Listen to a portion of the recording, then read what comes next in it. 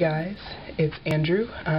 It is the end of day 11 here in merry old England.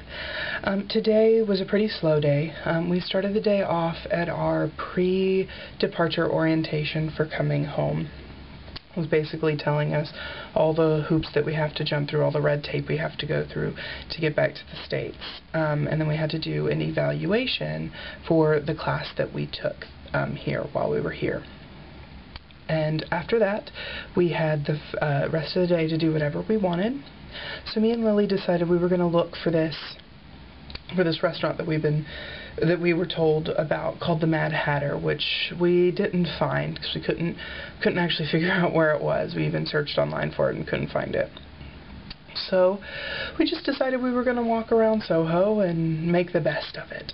So we stayed in Soho and we ate lunch in Soho at this cool little pizza place called Jazz at Pizza Express. And Pizza Expresses are all over the city of London, but this particular one has like a jazz club attached to it.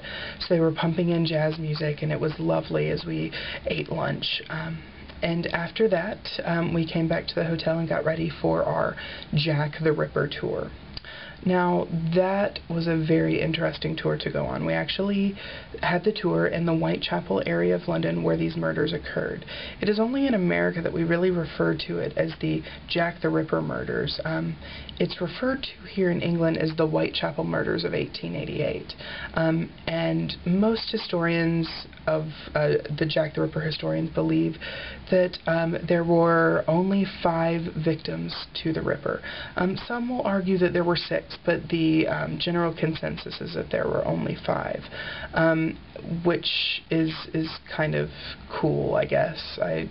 Murder isn't very cool, but the fact that it's an unsolved mystery that has gone unsolved for 125 years now, that's pretty interesting, especially in a time so primitive as 1888 to today's, even under today's scrutiny with law enforcement and the study of crime scenes nowadays, not being able to figure out who the Ripper actually was. We went all over Whitechapel, so it was really interesting to see that part of London. It's not a bad part of London, but it's not a great part either. So it was cool to see the East End of London and see how the areas around London differ in style. This is a very heavily populated immigrant area, so it was really cool to see the street signs in English as well as whatever language it was. I'm not quite sure. But yes, I learned a lot of interesting things through this tour.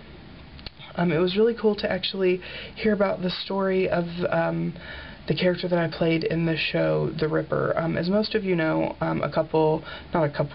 last Halloween I was in a show called The Ripper.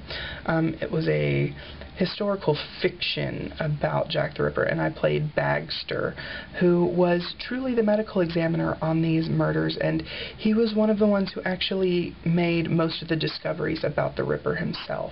So I thought that was pretty cool.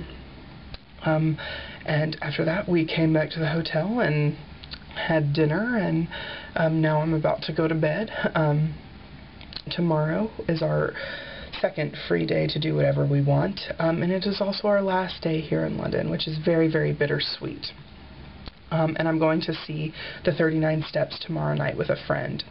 I haven't really decided what to do during the day. I'm going to have to pack at some point because, you know, I have to take all this back with me. So that'll happen probably sometime tomorrow before the show. But that is it for today. We had a very slow-paced day, but it was quite nice.